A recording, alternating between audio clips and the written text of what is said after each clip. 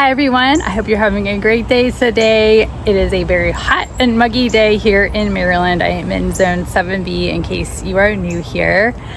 I am sweating like crazy all day. I did a garden tour this afternoon, which is why you'll probably see me in the same clothes as in my last video. But I did a garden tour this afternoon and it was just so hot. And then we had a little storm move through and it was cool for a little while, but I came back out here, it's like 4:30 in the afternoon and all of that mugginess came right back. So I am going to be probably dripping in sweat in this video, but I am hopeful that with the storms moving through in the next 2 days, we're supposed to get a lot of rain. Things will cool off nicely and we'll get a little bit of relief with the heat and the humidity, and maybe our grass will start to get a little bit greener after all the rain. I am anticipating that we will also need to overseed it in the fall, but hopefully it just brings a little bit of green back to this space. So today I'm gonna do a few things to kind of try to bring some life back to this garden. It looks okay from a distance, but there are just a lot of things that need taking care of. One of those things are my poor Rose of Sharon. I talked about this in my garden tour, but we had some really heavy rains come through this past week and they just like ruined my Rose of Sharon. These are the purple pillar Rose of Sharon, so they get really tall and apparently they don't handle heavy rain super well. They have just flopped all over. They are just flopping into my neighbor's yard, into our whole flower bed back here, just kind of shading everything out. I have given them a few days hoping that they would rebound. Sometimes when the sun comes out and they dry out, they pop back up. I've tried to like kind of push them back up, which has worked some in the past, but it just doesn't seem to be working. There's a few that are okay, but most of them are just like split in the middle and just looking really bad. So I think that especially because they're falling into my neighbor's yard and just kind of covering up all of my flowers, we are going to be trimming them back today. Usually I wouldn't do that until the fall or the late winter, but we have a bunch of heavy rain on the way for the next like 3 or 4 days. So I think that I'm gonna need to trim them back. I'm thinking around 6 to 7 feet. They will regrow very quickly next year, probably even this year, so I'm not worried about it. But I feel like we're probably gonna have to keep them on the shorter side just in general so that they don't flop in the middle. And by the shorter side, I mean like maybe around 10 feet maxing out, but we'll just have to see if maybe this prune strengthens them a little bit. I'm not sure. I'm hopeful that maybe it will help. So that is one of our projects, and I might trim up our Crape Myrtle a little bit. That also took a hit from the heavy rains. There's some branches that we had to take out, so it's kind of looking misshapen. I might just see what I can do about that. And I have some pretty floppy salvia right back there that I'm gonna use the similar staking method that I had used on my little lime hydrangea. It utilizes bamboo. I utilize bamboo sticks to kind of create like a crisscross kind of formation with the bamboo sticks. So I'm gonna see what I can do to kind of lift those up a little bit and give my zinnias a little bit more sun so that they hopefully start blooming for me. So all of these tasks that will hopefully bring us a prettier garden here at the end of summer. And I also have a water timer that I want to show you that was sent out to me that we are also going to be using to help to water this grass that is dead and this whole bed that just gets really dry, especially from the Rose of Sharon. I think that it's gonna be a really helpful tool in just trying to get this garden area back to looking its best. So that was a lot, that was a mouthful. Thank you for sticking with me. If you're still here, let's get into all of these tasks. This water timer was sent out to me by RainPoint. Thank you so much, RainPoint, for sending it to me to try. I am super excited because I've had water timers in the past, but they have broken. So I don't have a water timer right now that is working. So when they reached out to me, I was really excited to give it a try. I like the water timers a lot because it frees me up from hand watering. I don't have any drip system, any irrigation on my property. So hand watering is the only way that I get watering done. And because it has been so dry and so hot, I have been doing a lot of hand watering, and it can take me almost 2 hours to hand water everything. I do enjoy hand watering, but that is a lot of time that could be freed up if I had a water timer and I could set my sprinkler to just give everything a deep water, kind of a deep watering, like zone by zone, like do my main flower border, do over here in my shade bed, if I just set up my timer for 20 to 30 minutes. And also it's very nice because I have watered with a sprinkler in the past without a water timer, and life happens, I have forgotten about it and way overwatered and just wasted a lot of water. So this is gonna come in really handy. And also these are really handy when you go on vacation and you need to set up a sprinkler to, you know, water something newly planted, or you just, you know, want to keep your plants watered. Having this in your toolbox to set it up so that it goes off at a certain time every day is extra handy. So excited to try this. It looks super straightforward and easy to figure out. If I can figure it out, pretty much anybody can figure it out. So first you want to put batteries. It takes 2 AAA batteries right here in the back. It just has this real easy opening that you just pry off on the back. And there's a nice seal all the way around it. And just stick your batteries right in. Put the cover back on. Push it down real tight so that it's watertight. And that's it. So let's go get this set up at the faucet. Coming out from my main gate here, I have a faucet hiding right back here behind this rhododendron, and it is connected over here to my hose link. So I'm going to use the hose from my hose link to extend a sprinkler over into my side yard right here. The other side of my yard doesn't need water as much as this side. This is the side that takes the biggest hit from the sun on the grass. You can see just, yes, all of the dry, crispy grass. And then my main flower bed really takes up a lot of water also. So let's get this attached. It should be super straightforward and easy. So you want to make sure that your water is turned off, which mine is, and then disconnect your hose.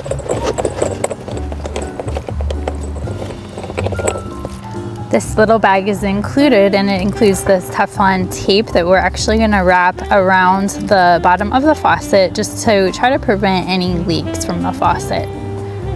All right, I have never done this before, but like I said, if I can figure this out, I think anybody can do it.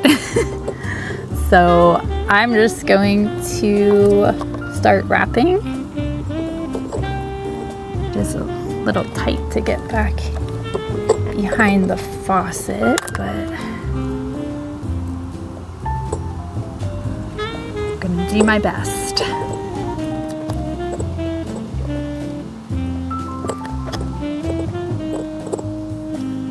All right, I think that that's probably good enough. So now we're gonna attach it to the faucet and just hand tighten it. You don't wanna use a wrench or anything, make it super hard to get off. Just screw the hose onto the water timer.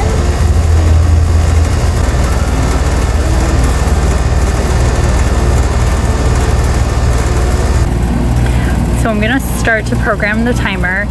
I have it on set clock and it's on 12-hour, which is what I want, but you can change it by pushing the plus or minus button. And then OK to confirm.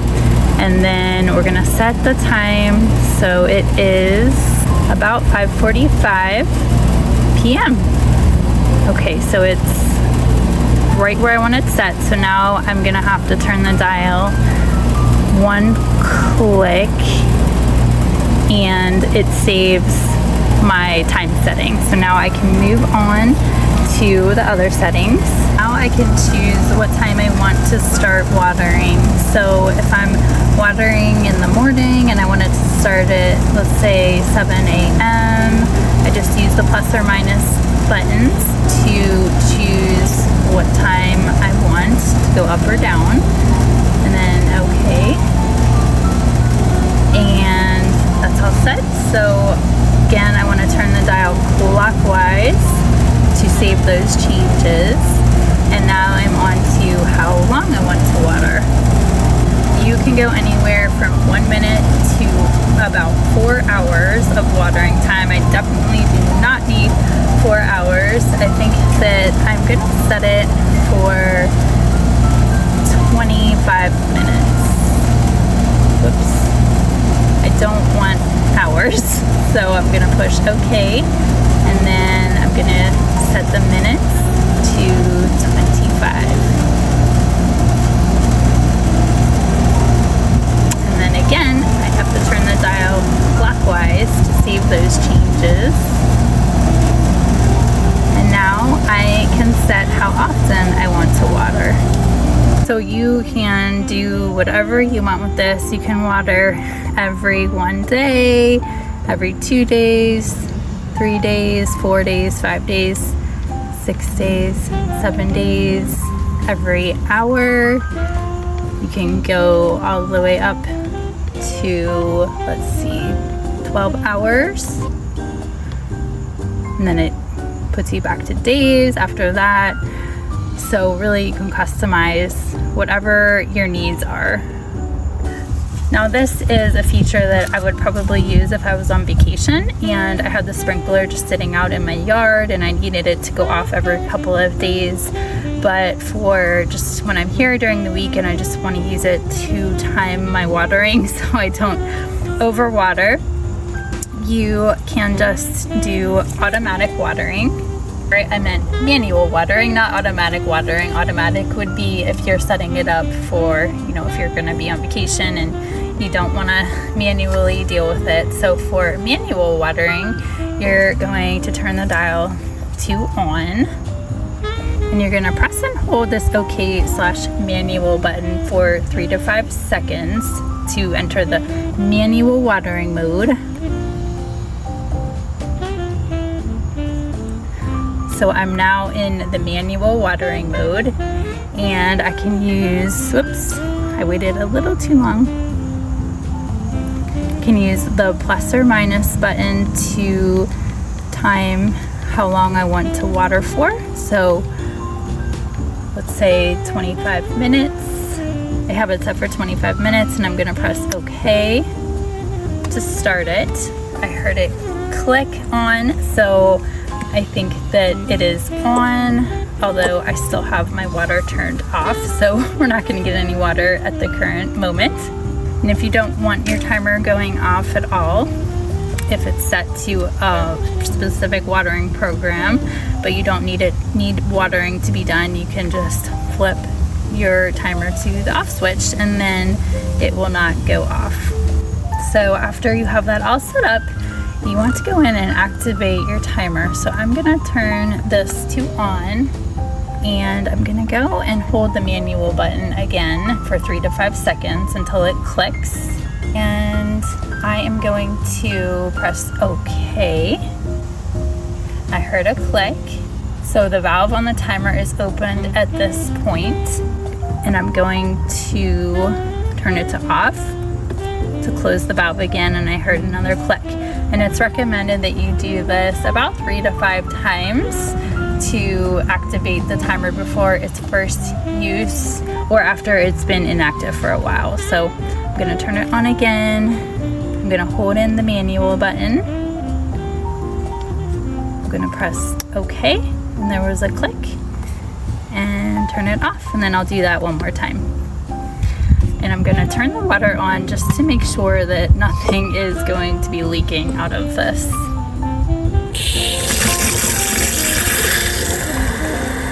And it all looks great. I don't see any leaks. I was really nervous, but I don't see any leaking happening. So that makes me very, very happy.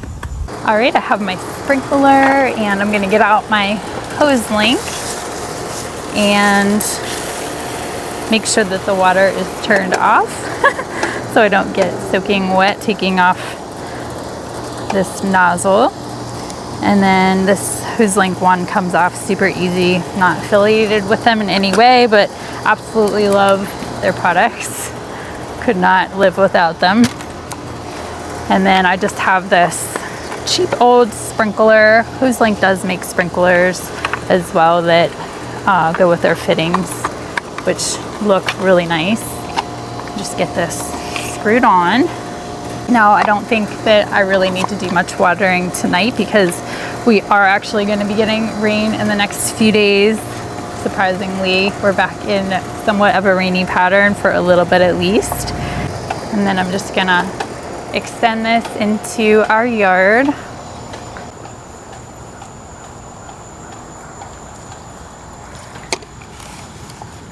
Just gonna set it up right in the middle here to get most of this main bed right here.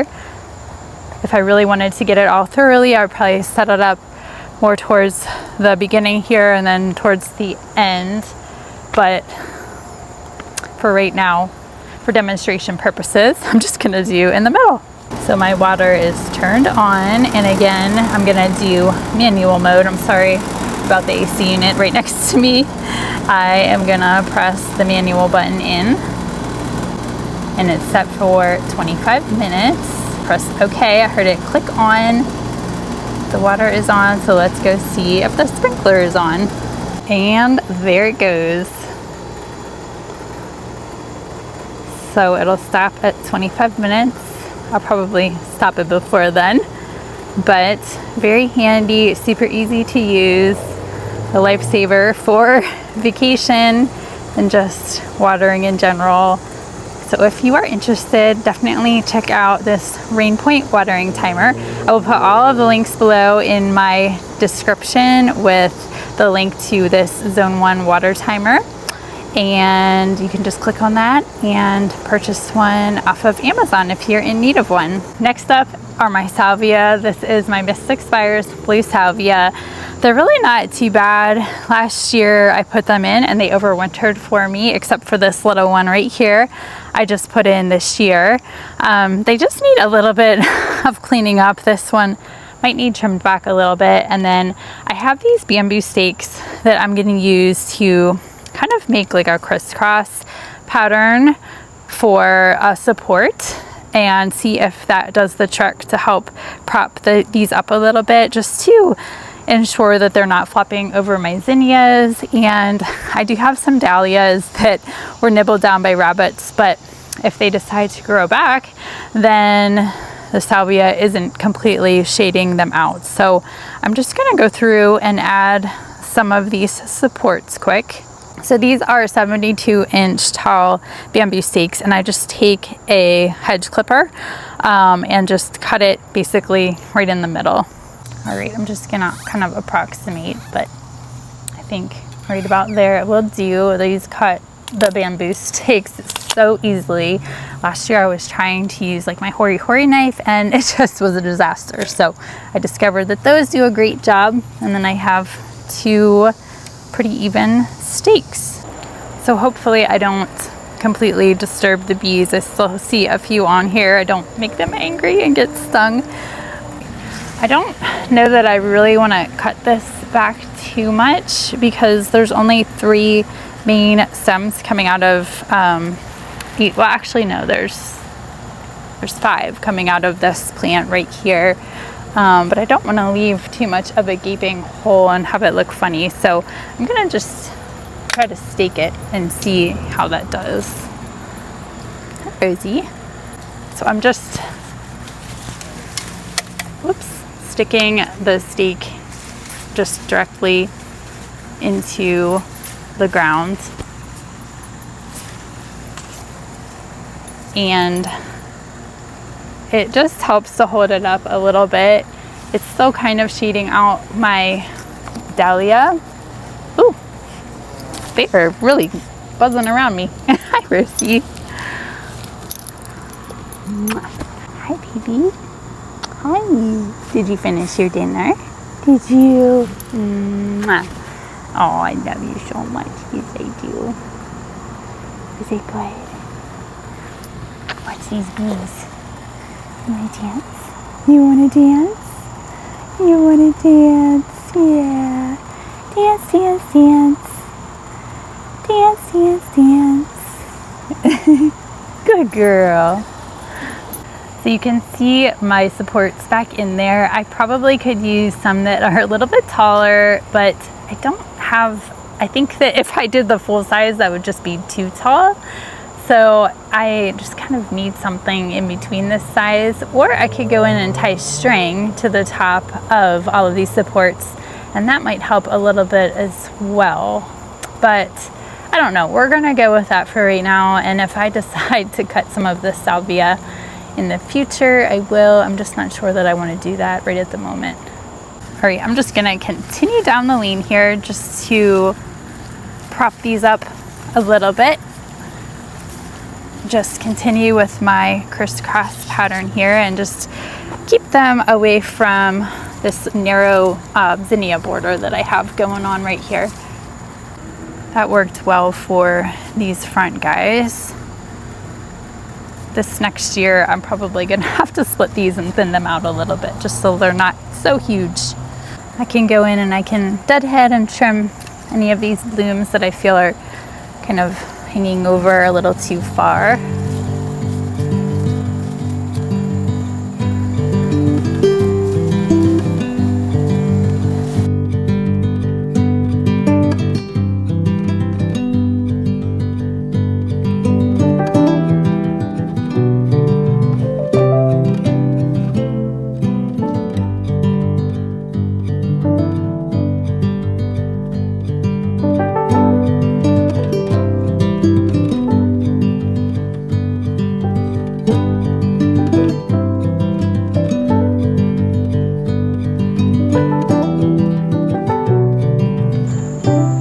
I really love the way that these are looking.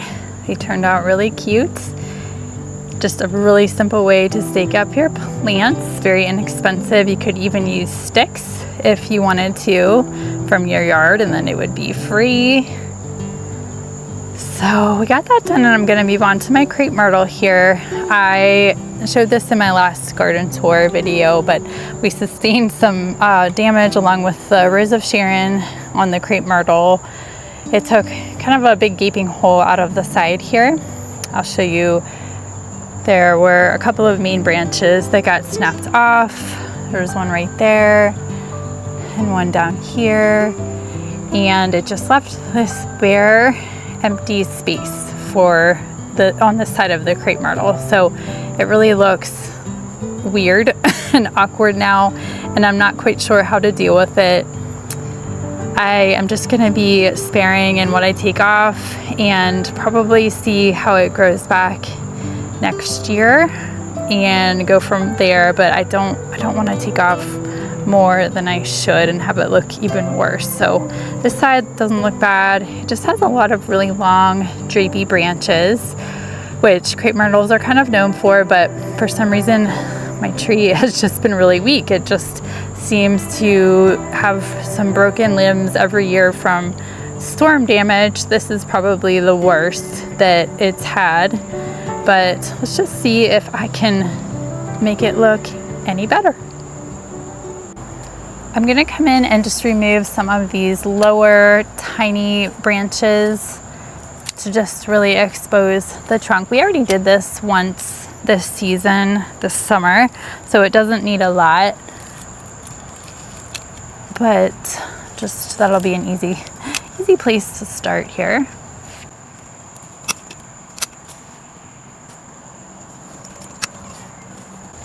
All right, I think I'm going to remove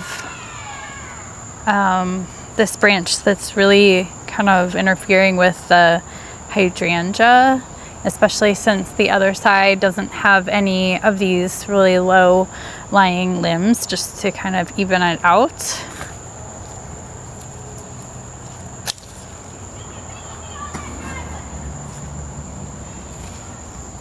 And then there's one that's back in here that I'm gonna take off just to really open up the underside of the tree and all the plants, just so they get sufficient light.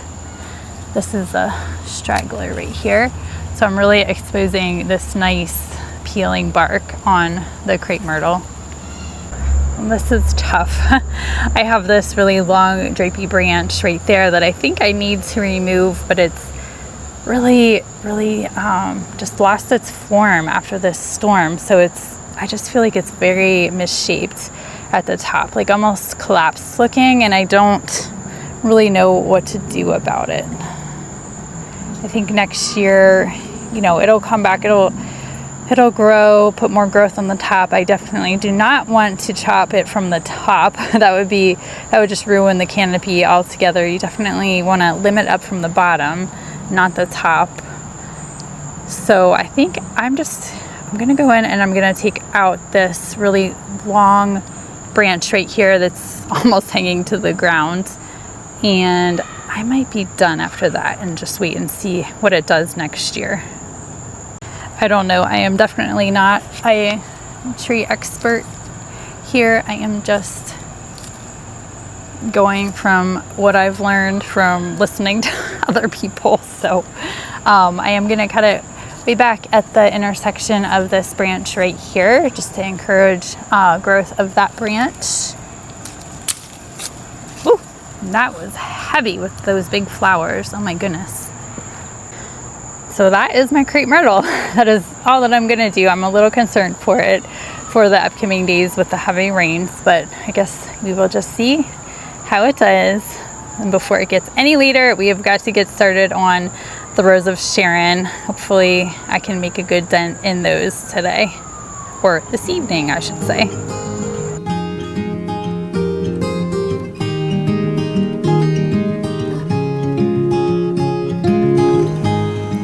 Well, it is a couple days after I worked in this main flower border here. It got very stormy that night, and as you saw, we did quick work of these Rose of Sharon. My husband was kind enough to come out and help me. I think he felt really sorry for me and thought whatever I was trying to do with my pruners just looked kind of ridiculous, and it really did. It was kind of crazy to think I was going to get that done. So he was very kind to use the hedge trimmers for me, and we got those done pretty quickly. I came out the next day and just cleaned up some of the remnants that were left behind. We still have some things scattered on the lawn that can be mulched up with the lawnmower, but we're on our third day of rain, and tomorrow I think the remnants of Tropical Storm Debbie is supposed to move through, and we're supposed to get a good amount of rain tomorrow also. So things are looking pretty droopy. You can see some parts of the Rose of Sharon are drooping over, and my Crape Myrtle is definitely very droopy. But I just thought I would hop on here real quick just to wrap up this video and give you just a quick overview of how things are looking after I got it tidied up a little bit. I see a very beautiful sunflower back there that I think I might have to come and put in a vase. I cut a couple, or actually 3 little ones, I think yesterday. Really love that sunflower, the desert sun sunflower. The rain does not stop the bees from loving on this Mystic Spires blue salvia. And I'll just show you over here. I think the Rose of Sharon are looking so much better. They are a little chopped looking right now, but they will begin to fill in.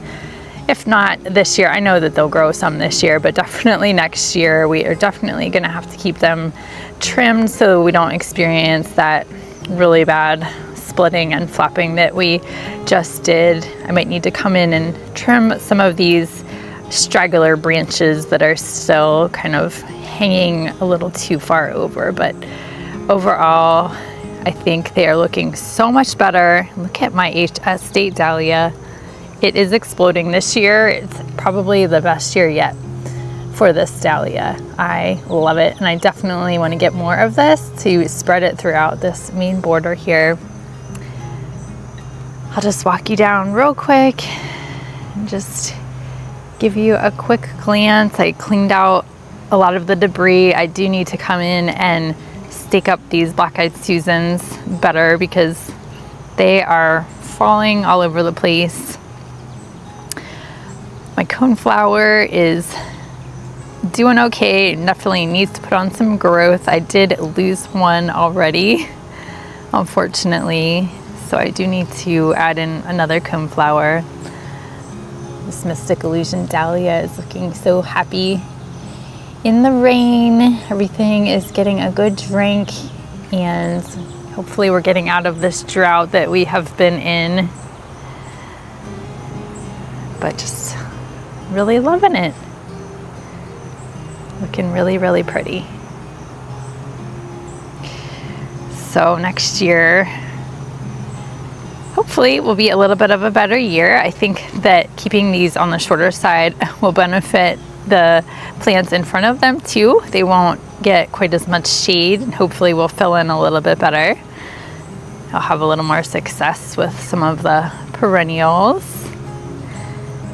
And then my Crape Myrtle, I did trim it back a little bit, but it's still kind of looking pretty misshapen. But hopefully next year it'll bounce back and fill in a little bit better.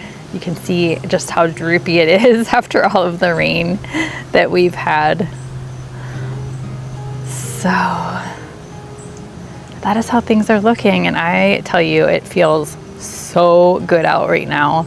It was so extremely muggy and hot the other day when I was trying to do all this work. I was just really trying to beat the rain, all these rainstorms. I knew that this whole week was going to be filled with rain, and didn't want things to get even worse than they already were. So I'm glad that we got that big project out of the way, and now we can just kind of sit back and relax a little bit and enjoy the views and the rest of the summer.